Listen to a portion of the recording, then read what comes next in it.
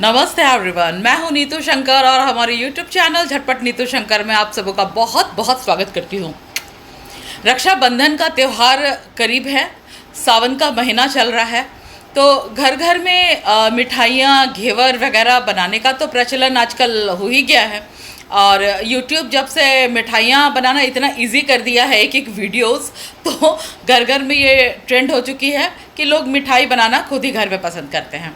तो आज मैंने भी सोचा ऐसे मैं आपको बताऊं कि मैं घेवर बहुत पसंद करती हूं, लेकिन अपने लाइफ में कभी मैंने घेवर बनाया नहीं था।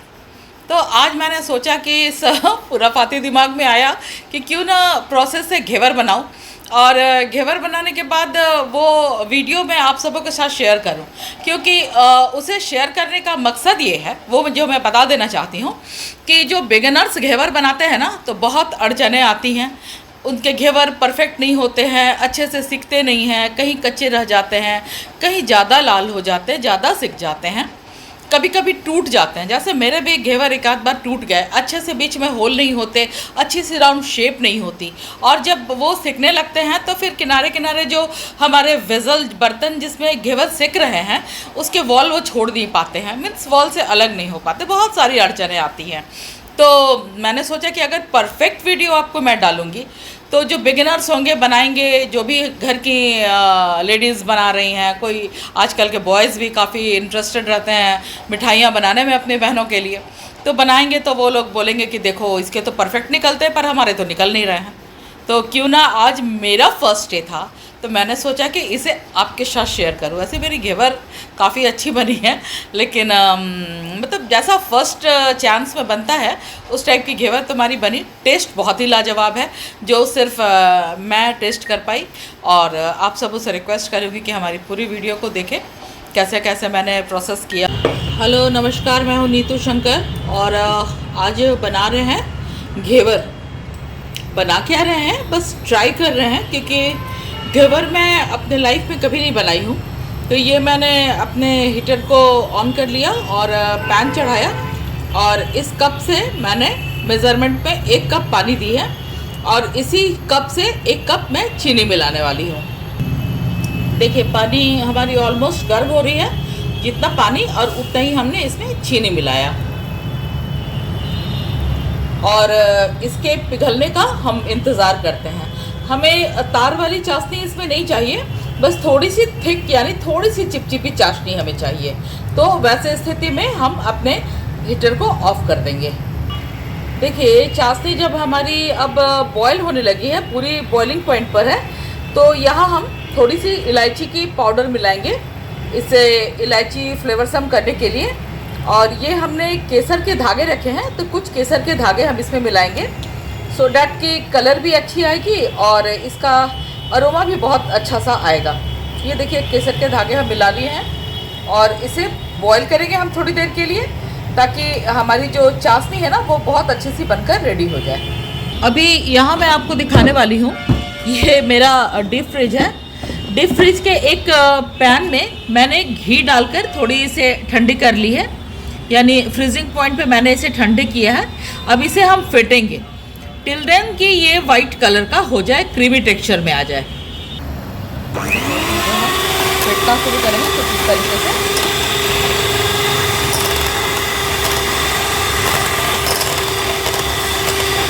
इसे इतना फेंटना है कि एकदम वाइट क्रीमी टेक्सचर का हो जाएगा।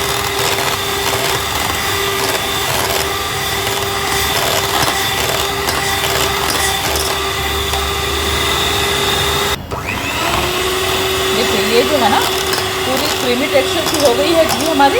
तो अब इस स्टेज में हम ये जो हमारी ब्लेंडर है इसे ऑफ करते हैं।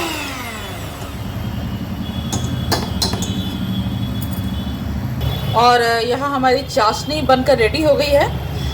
कलर तो दिख ही रही है, और अरोमा फ़िलहाल मैं ले पा रही हूँ, तो इसे मैं बंद किए देती हूँ और थोड़ी सी इसे गुनगुनी होने तक छोड़ देती हूँ। घी हमारी अच्छी तरीके से ब्लेंड हो गई है। अब ये फ्रिज में हम थोड़ी सी दूध ठंडी रखे थे, देखिए थोड़ी सी बर्फ़ जैसी भी जम गई है, तो इसे हम इसमें पूरी मिला देते हैं। ये करीब कप से 1 कप होगी मेज़रमेंट में, और मिलाने के बाद हम इसे फिर से फेंटेंगे। देखिए इसे करके हम फेंटेंगे।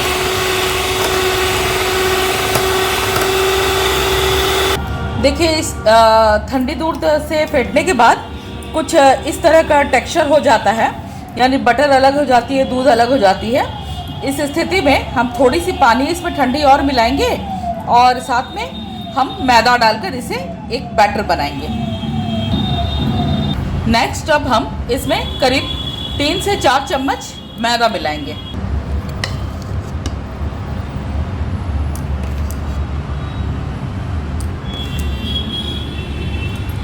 ये हमने 4 चम्मच के करीब मैदा मिलाया। अब हम इसे अच्छी तरीके से थोड़ी सी इसमें ठंडी पानी मिलाएंगे। ये देखिए फ्रिज से हमने पानी निकाली है और ठंडी पानी इसमें हम मिलाएंगे। अब इसे हम फेंटेंगे।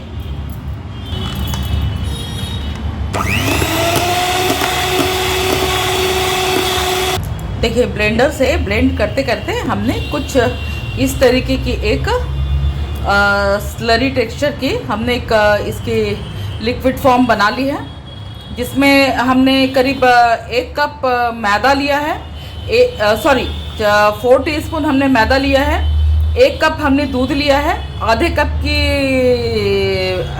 मुताबिक हमने पानी ली है और इसमें हमने घी ली है। घी भी हमने करीब आधे कप से ऊपर ली है।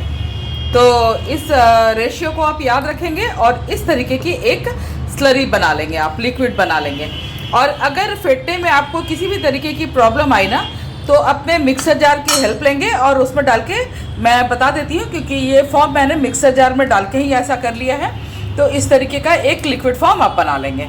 और बनाने के बाद देखिए फिर से मेरी ये खुल गई फ्रीज़र और इसे मैं फिर से थोड़ी देर के लिए बंद कर दूँगी।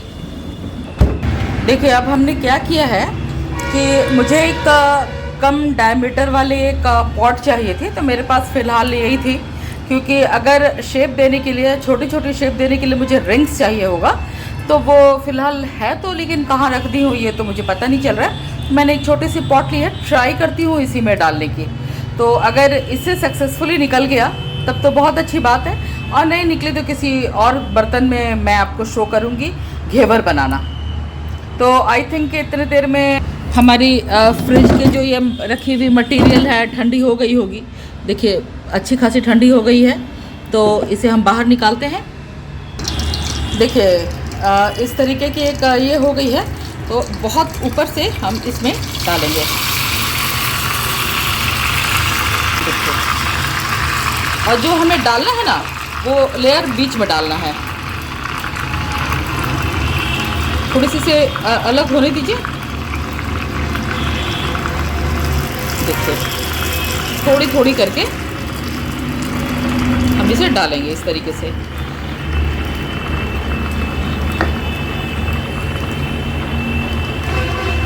ज़्यादा नहीं डालना है, बस थोड़ी थोड़ी करके डालना है, सो डैट कि बीच में इसका जगह बनते जाए। देखिए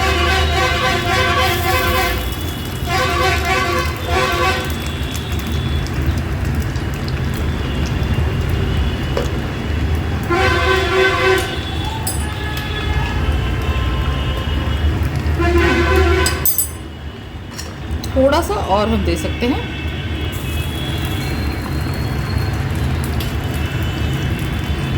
इस तरीके से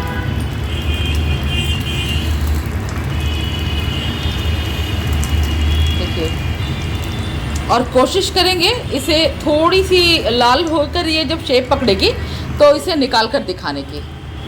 देखिए लग तो रहा है कि ये एक शेप पकड़ लिया है, तो ट्राई करती हूँ इसे निकालने की और फिर आपको दिखाती हूँ। ये मैंने निकाला, बट निकालते वक्त थोड़ी सी टूट गई। एक तो खस्ता मैं थोड़ी खा भी रही हूँ, और दूसरी बात कि स्पेस काफ़ी कम था ना, तो निकालने में मुझे थोड़ी असुविधा हो रही थी। तो इस बार मैंने थोड़ा सा बड़ा बर्तन चढ़ाया है, देखती हूँ रिज़ल्ट क्या होता है। देखिए इस बार फिर मैंने एक कंपैरेटिवली बड़े वेसल में डाला है, तो देखती हूँ रिज़ल्ट क्या आता है इसका। जो टुकड़ियाँ हैं ना, ये शुगर सिरप जो हमने बनाया है ये वाली, इसमें इस तरीके से डिप करके खाने में बहुत मज़ा आ रहा है, बहुत ज़्यादा मज़ा आ रहा है। देखिए मैं अपने आप को रोक नहीं पा रही हूँ, बार बार इसे डिप कर रही हूँ और बार बार इसे खा रही हूँ। देखिए यहाँ लग तो रहा है कि बीच में स्पेस हुआ है और ये थोड़ी सी कड़ी हो गई है, तो शायद निकालने में सुविधा हो, शायद। देखिए अब मैं इसे निकाल रही हूँ। देखिए यहाँ लग तो रहा है कि बीच में स्पेस हुआ है और ये थोड़ी सी कड़ी हो गई है, तो शायद निकालने में सुविधा हो, शायद। देखिए अब मैं इसे निकाल रही हूँ। देखिए यहाँ लग तो रहा है कि बीच में स्पेस हुआ है और ये थोड़ी सी कड़ी हो गई है, तो शायद निकालने में सुविधा हो, शायद। ट्राई करती हूँ। देखिए खूब राउंड तो नहीं, बट बहुत अच्छा खासा ही निकल गया है ये हमारा। फिर भी ट्राई करना बेकार नहीं गया। तो नेक्स्ट हम डालते हैं उसमें। देखिए इस बार जो है मेरा अब कंपैरेटिवली ज़्यादा अच्छा बन रहा है, तो इसे हम निकाल लेते हैं। देखिए ये ऑलमोस्ट मेरा बन गया। बहुत देखने में ही बहुत खस्ता करारा और बहुत लाजवाब लग रहा है। देर न करते हुए हम इसे अपने छलने में रखते हैं। देखिए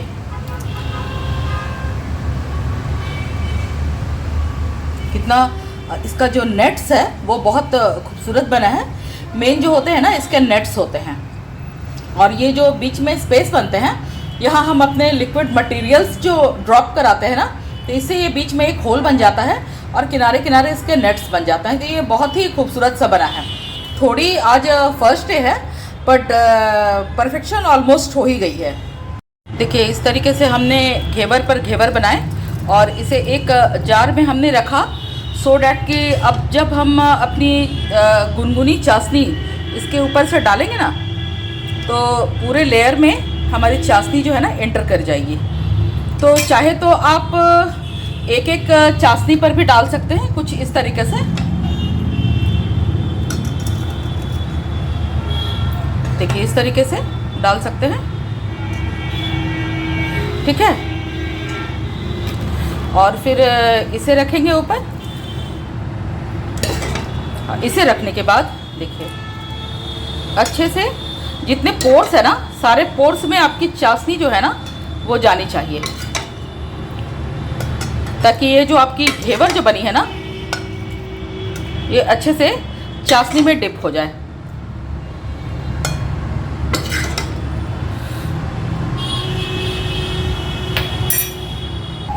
देखिए ये हमारी बहुत अच्छी घेवर बनकर रेडी हुई है, और ये एक्चुअली मेरा आज फर्स्ट ट्राई था। बहुत दिनों से मैं सोच रही थी कि इसे बनाऊं और पहले बनाकर खुद खाऊं और फिर आपको प्रेजेंट करूं, इसकी रिप्रेजेंटेशन करूं। लेकिन फिर आज दिल में आया कि बनाकर रिप्रेजेंट कर ही देती हूं, ताकि इसलिए कि जो हमारे न्यू बिगिनर्स होंगे उनसे फर्स्ट टाइम घेवर परफेक्ट होती नहीं है। तो ये ना कि जब मेरे परफेक्शन को देख करके वो ट्राई करें तो बोले कि उन्होंने तो परफेक्ट बनाई और हमारी तो परफेक्ट हुई नहीं। इसलिए मैंने आज ये फर्स्ट रिप्रेजेंटेशन आपके सामने किया, सो डैट कि आप इस तरीके से बनाएं। अगर आपकी थोड़ी टेढ़ी मेढ़ी या टूट जाती है घेवर तो नो चिंता नो फिक्र, आप बनाइए, क्योंकि मटेरियल का मेन वैल्यू होता है और शेप तो आपके परफेक्शन पर डिपेंड करता है। तो फर्स्ट टाइम जब मैंने ऐसा बना लिया तो फिर आप तो बनाएंगे ही बनाएंगे।